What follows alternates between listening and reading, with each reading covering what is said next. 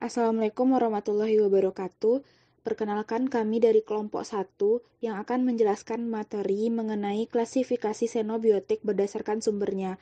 Dengan anggota kelompok yaitu yang pertama Webila Ranti nomor BP 1013, Huwaid Azizah 2005, Afatur Rahman Atorik 2017, Fatia Insyira Isra 2022, Rizky Firdaus Surya 2032, dan Ratri Alifa 3007.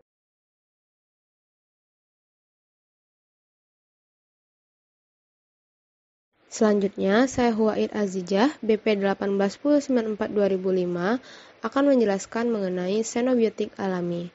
Xenobiotik alami adalah zat yang secara alami terdapat pada tumbuhan dan hewan, dan sebenarnya merupakan salah satu mekanisme dari tumbuhan dan hewan tersebut untuk melakukan serangan dari predatornya. Xenobiotik alami ini terbagi atas dua jenis, yang pertama flora dan yang kedua fauna. Flora berasal dari tumbuh-tumbuhan. Adapun contohnya yang pertama adalah kacang merah. Kacang merah mengandung fitohemaglutinin yang termasuk pada golongan lektin. Kacang merah ini dapat menyebabkan mual, muntah, dan nyeri perut yang diikuti oleh diare. Contoh yang kedua adalah singkong. Singkong ini mengandung linamarin dan letaustralin. Keduanya termasuk golongan glikosida sianogenik. Singkong ini dapat menyebabkan penyempitan saluran nafas, mual, muntah, dan sakit kepala. Contoh yang ketiga adalah biji buah-buahan. Biji buah-buahan mengandung glikoalkaloid, yaitu solanin dan chakonin. Biji-bijian pada dosis yang banyak akan menyebabkan keracunan. Contoh yang keempat adalah pucuk bambu atau rebung. Ini mengandung glikosida sianogenik, akan menyebabkan penyempitan saluran nafas, mual, muntah, dan sakit kepala. Jenis yang kedua adalah sumber alami yang berasal dari fauna, yaitu dari hewan. Contoh yang pertama adalah the corn snail, yaitu mengandung racun yang berada pada pangkal mulutnya. Racun ini akan menyebabkan syaraf-syaraf di dalam tubuh menjadi malfungsi atau tidak dapat berfungsi sesuai dengan fungsinya. Korban akan menjadi beku dan tidak ada satupun otot yang dapat digerakkan. Contoh yang kedua adalah the lazy clown, di mana dia mengandung antikoagulan. Antikoagulan ini akan memecah belah dan menghancurkan susunan sel-sel darah. Contoh yang ketiga adalah box coffin jellyfish, mengandung nematokiss. Racun ini akan menyebabkan korban seperti ditusuk-tusuk ribuan jarum kecil dan menyiksa tubuh dan dapat membunuh dalam hitungan menit ataupun detik. Yang terakhir adalah stonefish, yaitu mempunyai duri yang hampir pada seluruh tubuhnya. Stonefish ini dapat menyebabkan rasa yang sangat tersiksa. Secara keseluruhan, sumber alami ini tidak memiliki dampak yang signifikan terhadap lingkungan, dikarenakan sumber alami ini dapat diterima oleh alam dan bersumber dari alam itu sendiri. Yang kedua adalah sumber buatan. Sumber buatan ini merupakan zat yang dibuat oleh manusia secara sintesis ataupun sampah dari suatu produksi yang dibuang ke lingkungan. Sumber buatan ini dapat berasal dari herbisida, insektisida, dan pupuk yang digunakan dalam kegiatan pertanian, serta senyawa sintetik yang dihasilkan dari kegiatan industri, yaitu farmasi, agrokimia, pewarna, pelarut, halogenasi senyawa, hidraulik, pembakaran, dan pigmen. Adapun dampaknya terhadap lingkungan, yang pertama limbah industri. Limbah ini mengandung limbah B3 yang sangat potensial sebagai penyebab terjadinya pencemaran air. Yang kedua, limbah pertanian. Limbah ini dapat berupa sisa pupuk-pupuk sintetik, misalnya pupuk urea dan pestisida. Penggunaannya yang berlebihan akan merusak struktur tanah dan mencemari air. Yang ketiga adalah residu farmasi. Residu ini dapat masuk ke badan air dan berdampak pada organisme akuatik, yaitu menyebabkan rusaknya ekosistem. Perbedaan alami dan buatan. Pada umumnya, jumlah zat toksik yang berasal dari alam lebih sedikit dibandingkan buatan manusia. Yang kedua, penyebaran dan efek yang ditimbulkan dari sumber zat toksik yang berasal dari alam bersifat secara global, sedangkan buatan manusia bersifat secara lokal, yaitu hanya berada di area industri ataupun pemukiman yang terjangkau oleh efek merugikan dari zat toksik tersebut. Oke, yang pertama itu sumber titik, di mana xenobiotik yang Menurut sumber titik ini, biasanya itu dipergunakan untuk orang yang berminat melakukan pengendalian terhadap racun. Untuk yang sumber titik ini, pengendaliannya itu lebih sederhana dibandingkan dengan sumber xenobiotik yang berbentuk area dan bergerak. Berdasarkan jenis racun sumber titik ini, dapat ditentukan bahwa racun ini termasuk racun yang non-distributif, atau dengan kata lain, racun yang berasal dari sumber titik ini bukan racun yang bersifat menyebar, jadi dia hanya pada satu titik. Contohnya saja itu bisa kita lihat dari racun yang berasal dari cerobong asap suatu pabrik atau pembuangan akhir dari ipal industri. Dengan contohnya kualitas air minum yang terkontaminasi limbah industri, pestisida ataupun minyak bumi, di mana sumber racun pada kasus ini itu berasal dari pipa ipal yang mengandung zat berbahaya. Jadi di sini xenobiotik itu berasal dari pipa ipal. Dampak-dampaknya yaitu yang pertama menyebabkan penyakit pernapasan. Selanjutnya itu akibat pembuangan limbah dari Hg atau raksa dari ipal industri akan menyebabkan kehilangan koordinasi pada otot-otot manusia. Kemudian juga bisa merusak ekosistem perairan akibat racun dari limbah. Selanjutnya itu meningkatkan pemanasan global karena zat kimia yang keluar dari cerobong asap. Assalamualaikum warahmatullahi wabarakatuh. Perkenalkan, nama saya Ratri Alifa, BP 18109430007, akan menjelaskan mengenai sumber area.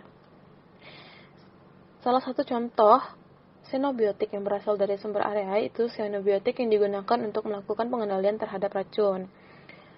Xenobiotik yang berasal dari sumber area itu lebih sulit dikendalikan karena racunnya menyebar. Contoh xenobiotik dari sumber area yaitu sumber berasal dari proses pembakaran atau domestik dan pertanian seperti penyemprotan insektisida di daerah pertanian atau daerah endemis penyakit bawaan vektor atau insekta. Berdasarkan sumber area, racun tersebut dapat dikelompokkan lagi menjadi sumber distributif atau tersebar di mana penyebaran tidak merata ke berbagai arah. Dampak dari xenobiotik ini, yang pertama itu racun utama lingkungan yang dapat mengakibatkan bioakumulasi dan bahan kimia di organisme. Kemudian menyebabkan penyakit pada manusia seperti kanker paru-paru dan juga merusak jaring makanan pada makhluk hidup. Selanjutnya yaitu sumber bergerak.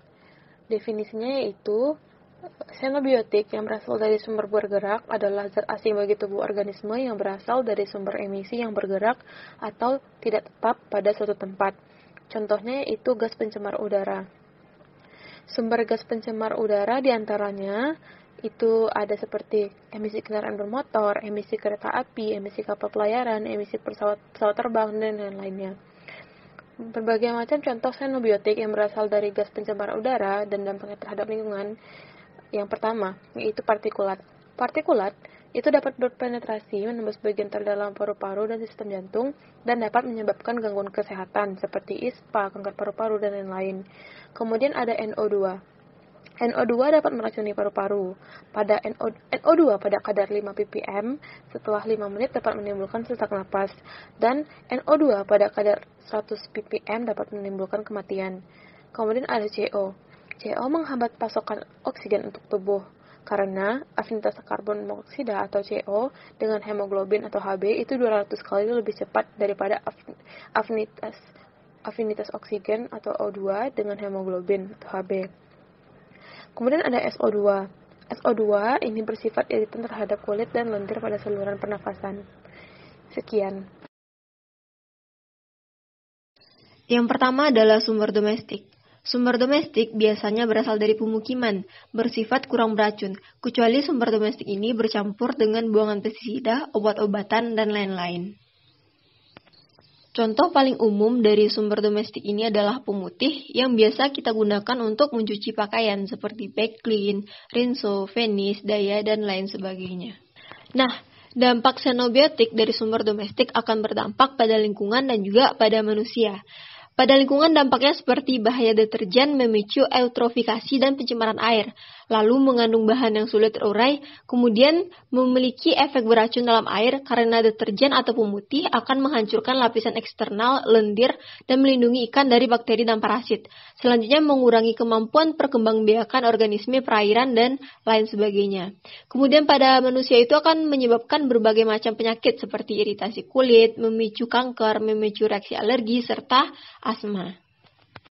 Baiklah, selanjutnya adalah contoh xenobiotik yang berasal dari komersial dan industri.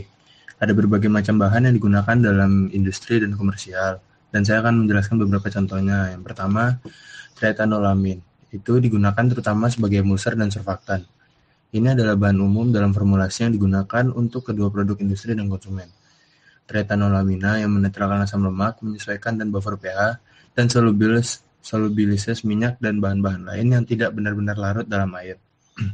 Beberapa produk yang umum di mana triethanolamin ditemukan adalah deterjen cair laundry, cairan pencuci piring, pembersih umum, pembersih tangan, poles, cairan logam, cat, krim cukur, dan tinta cetak. Selanjutnya ada formalin atau formaldehid yang sudah biasa kita dengar. Formalin adalah larutan tak berwarna, mudah larut dalam air, mudah menguap, dan mempunyai bau yang tajam. Formalin merupakan larutan komersial dengan konsentrasi 10-40% dari formaldehid. Formalin termasuk golongan aldehida suku pertama dengan rumus kimia HCHO. Penggunaan formalin sudah sangat umum dalam kehidupan sehari-hari maupun industri. Zat ini sangat luas pemanfaatannya karena sifat oksidator yang cukup kuat dan gugus aldehid atau karboksil. Sifat oksidator inilah yang menyebabkan secara luas formalin digunakan untuk antiseptik, germisida, dan pengawet. Sebagai antibakteri atau pembunuh kuman atau germisida, formalin dimanfaatkan untuk membersih lantai, kapal, gudang, pakaian, membasmi lalat, dan berbagai macam serangga lain. Baiklah, selanjutnya adalah contoh xenobiotik yang berasal dari komersial dan industri. Ada berbagai macam bahan yang digunakan dalam industri dan komersial, dan saya akan menjelaskan beberapa contohnya. Yang pertama, triethanolamin. Itu digunakan terutama sebagai emulser dan surfaktan. Ini adalah bahan umum dalam formulasi yang digunakan untuk kedua produk industri dan konsumen. Triethanolamina yang menetralkan asam lemak, menyesuaikan dan buffer pH, dan solubilises minyak dan bahan-bahan lain yang tidak benar-benar larut dalam air. Beberapa produk yang umum di mana triethanolamin ditemukan adalah deterjen cair laundry, cairan pencuci piring, pembersih umum, pembersih tangan, poles, cairan logam, cat, krim cukur, dan tinta cetak. Selanjutnya ada formalin atau formaldehid yang sudah biasa kita dengar. Formalin adalah larutan tak berwarna, mudah larut dalam air, mudah menguap, dan mempunyai bau yang tajam. Formalin merupakan larutan komersial dengan konsentrasi 10-40% dari formaldehid. Formalin termasuk golongan aldehida suku pertama dengan rumus kimia HCHO. Penggunaan formalin sudah sangat umum dalam kehidupan sehari-hari maupun industri. Zat ini sangat luas pemanfaatannya karena sifat oksidator yang cukup kuat dan gugus aldehid atau karboksil. Sifat oksidator inilah yang menyebabkan secara luas formalin digunakan untuk antiseptik, germisida, dan pengawet. Sebagai antibakteri atau pembunuh kuman atau germisida, formalin dimanfaatkan untuk membersih lantai, kapal, gudang, pakaian, membasmi lalat, dan berbagai macam serangga lainnya. Berbagai macam bahan yang digunakan dalam industri dan komersial dapat memberikan dampak juga terhadap manusia maupun lingkungan. Untuk bagi manusia, dapat menyebabkan adanya sampah beracun, menimbulkan penyakit yang menular dari rantai makanan karena sampahnya. Selanjutnya, timbulnya penyakit jamur, menyebabkan penyakit kolera, diare, dan tifus. Dan yang terakhir bisa menyebabkan penyakit pada sistem pernapasan apabila terhirup. Terima kasih kepada pembicara sebelumnya. Saya Fatur Rahman Atorik, BP 181094/2017. Di slide selanjutnya yaitu dampak-dampak dari xenobiotik untuk lingkungan. Seperti yang digambar, disebutkan kayak limbah cair yang masuk ke sungai dapat membuat pencemaran pada air yang mengandung banyak virus penyakit.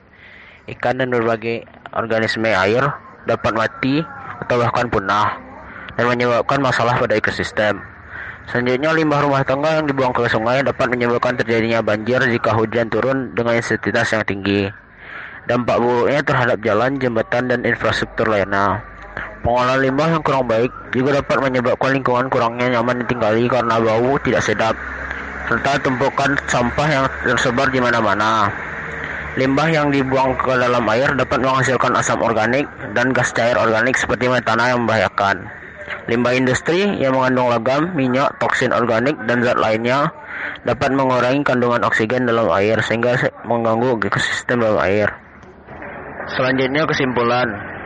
Dari penjelasan di atas dapat disimpulkan bahwa setiap sumber dari xenobiotik memiliki klasifikasi, fungsi, dan dampak masing-masing seperti sumber yang berasal dari alam yang tidak memiliki dampak yang signifikan terhadap lingkungan karena bersumber dari alam, dan dapat diterima juga dengan alam berbeda. Dan sumber-sumber lainnya yang memiliki dampak negatif terhadap lingkungan maupun manusia.